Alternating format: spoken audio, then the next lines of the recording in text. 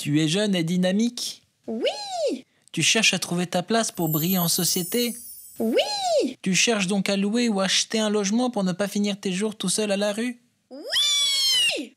Eh ben non, peut pas. Pourquoi pas? Et avec eux, cette question, comment les loger? C'est une bombe sociale dont on parle trop peu, pourtant elle nous concerne tous puisqu'il s'agit de la question du logement. Les Français n'ont jamais eu autant de mal à se loger. 3 chiffres qui sont autant de signes d'une crise du logement qui ne cesse de s'aggraver dans notre pays. Alerte rouge sur le logement. Vous avez raison, il y a une crise, on ne la découvre pas depuis cette semaine. Depuis le mois de novembre, je parle de cette crise du logement.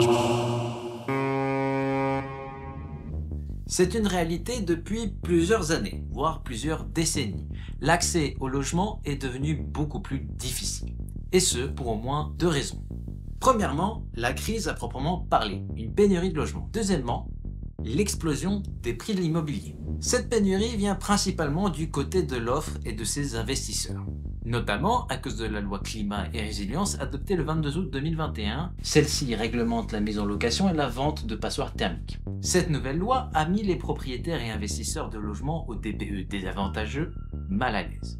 Selon une étude du site Se Loger, les logements classés G ou plus ont perdu jusqu'à 14% de leur valeur au mètre carré. Les propriétaires sont plus réticents face à la loi et les investisseurs beaucoup plus prudents. On peut le voir sur les réseaux sociaux où les propriétaires se plaignent des DPE et d'autres facteurs. On peut ainsi lire un post Facebook d'un influenceur immobilier. Aujourd'hui, les gens ne se lancent pas dans l'IMO parce qu'ils ont peur de toutes les contraintes de casse et d'impayés. J'investis dans des parkings. Cette pénurie est en réalité artificielle car elle tient principalement sur des logiques d'investissement et de spéculation. Ce faisant, comme le souligne l'économiste Alexandre Coulondre dans un article du Monde, les propriétaires ont recours à un filtrage social, que ce soit pour mettre en location ou vendre un logement au prix maximum. C'est donc ce deuxième point sur la valeur de l'immobilier et du foncier qui constitue cette crise. Depuis les années 2000, le prix de l'immobilier a explosé sa race. Et nous le savons grâce à cet homme. Jacques Friguit est économiste et ingénieur général à l'IGEDD, l'Inspection générale de l'environnement et du développement durable. Démontrant de son sérieux sur Google Images, il n'apparaît que sous la forme de graphiques et de projections immobilières ultra compliquées. C'est dans ce rapport de l'IGEDD avec plein de courbes qu'on trouve des indices. Par exemple, rapporté en monnaie constante, le prix des logements ne cesse d'augmenter. Oh oui, mais les revenus ont aussi augmenté. Or, Jackie avait tout prévu. Voici la courbe de Friguit. Elle montre l'indice du prix des logements rapportés aux revenus par ménage. Le constat est clair, c'est démesuré. Les prix ont tout simplement devancé les revenus et se sont envolés en 2000. Les loyers, eux, restent stables, mais à une échelle internationale comparable, la France est le pire élève, au-dessus de l'Allemagne, du Royaume-Uni ou des États-Unis. Jacques Friguit a aussi développé un indicateur nommé tunnel de Friguit. Lorsque la courbe sort de ce tunnel par le haut, cela montre le développement d'une bulle immobilière. Aïe.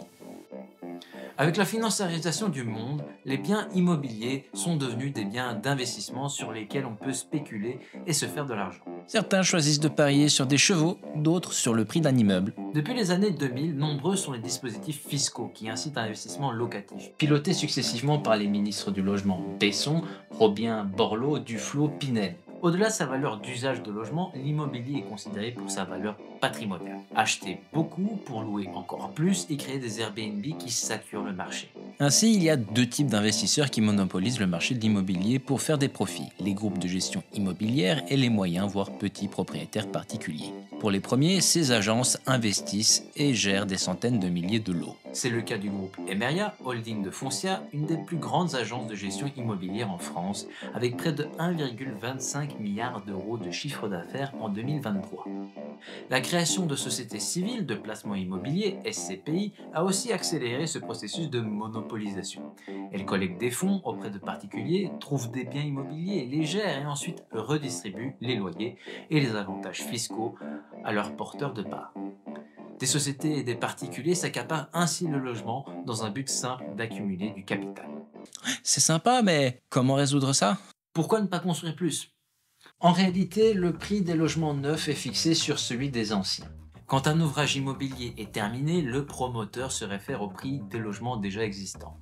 Dès lors, construire n'aide à rien. Le marché se fait à l'envers. Le promoteur part de la valeur existante, passe en mètres carrés, puis il reporte en chiffre d'affaires, détermine les coûts de construction et après il trouve un budget pour l'achat foncier. Cependant, tout espoir n'est pas perdu.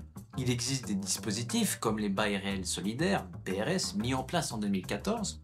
Celui-ci tente de détacher la valeur foncière de la valeur du bâti. Des ménages plus modestes achètent le logement et louent le terrain à un organisme foncier solidaire, OFS, à faible loyer. L'OFS fonctionne avec des aides publiques et permettrait de réduire le prix des logements de 30 à 50% face à la valeur du marché. Bref, l'important est de réguler. Mais pour ça, il y a encore beaucoup d'étapes à franchir avant que le gouvernement ne se décide à s'en prendre au système.